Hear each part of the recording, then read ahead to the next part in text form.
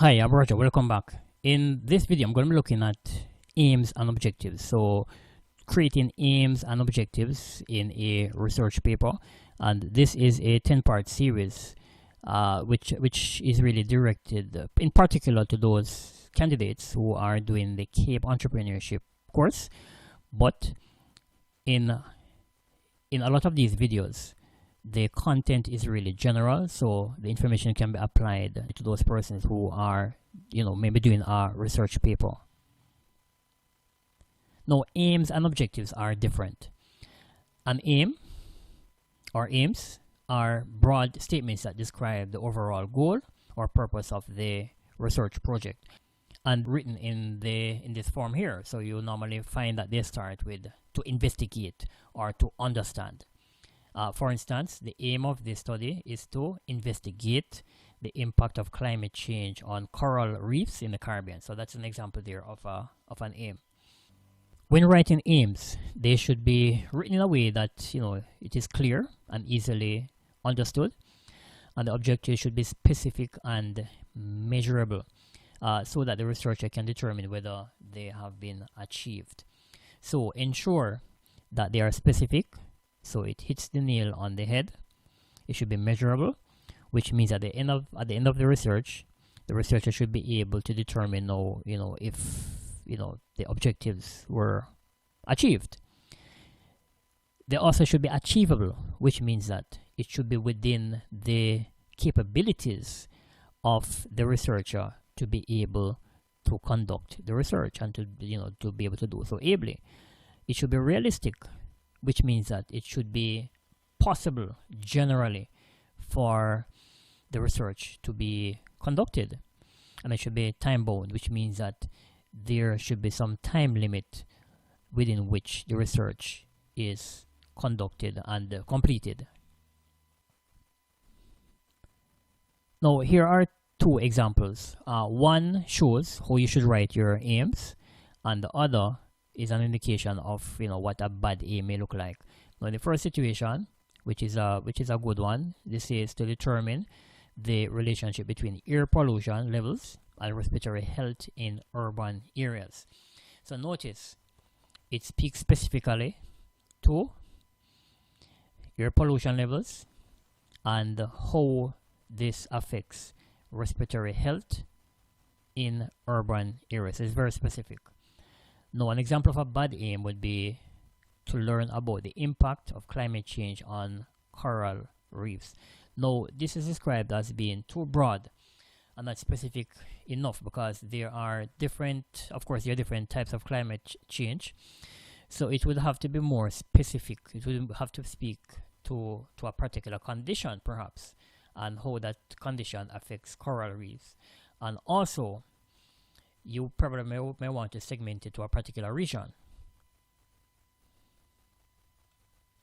Further to that, a good aim or two good aims would be: one, to investigate the prevalence of mental health issues among college students, or to identify the factors that contribute to job satisfaction among employees in the tech industry. So notice they are specific. They speak specifically to a particular condition, and each identifies a particular target group to be investigated. And of course, what you're looking at here are examples of bad aims. So to make a lot of money, that is really relative, because what is a lot of money, and how do you make the money, or to become famous, or to prove that I'm right. These are they haven't even begun yet, so to speak. Now, turning our attention to look at objectives. Objectives are specific, measurable statements that describe what the researcher hopes to accomplish through the study. Now, look at this objective here. It says that to measure the impact of rising ocean temperatures on coral bleaching in the Caribbean. Now, notice that this is specific, so it speaks to a particular condition, which is rising ocean temperatures. It speaks to a particular element. So how does rising ocean temperatures impact the coral reefs? And it speaks to a specific region, which is the Caribbean.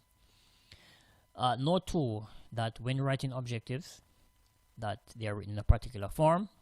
So you normally find them starting with to, for instance. So you may have, for instance, to identify, to measure, or to compare.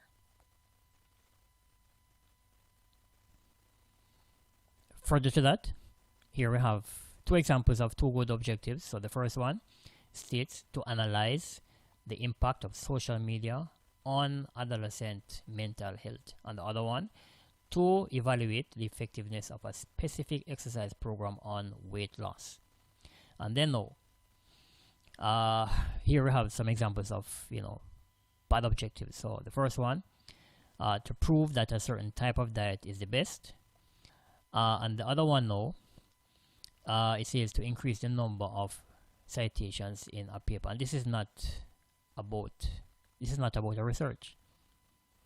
It says to increase. So based on this very nature, how it is structured, this would not be something that you would be able to achieve.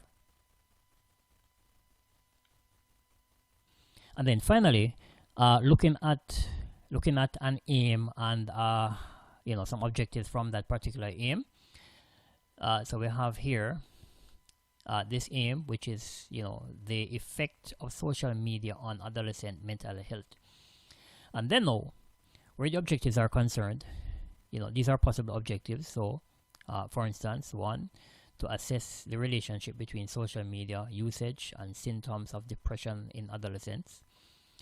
Another objective could be to investigate the impact of social media on self-esteem in adolescents.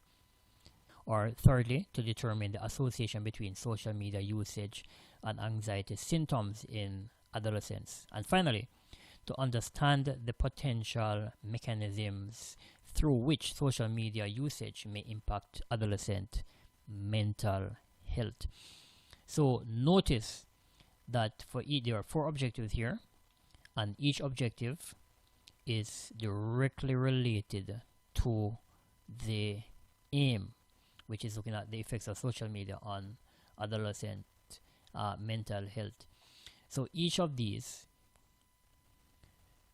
having been investigated, should help the researcher to answer or to come to some conclusion on this topic here, this theme here. Alright, so I hope that this has been able to give you a holistic overview as to how to prepare aims and objectives when doing a research paper.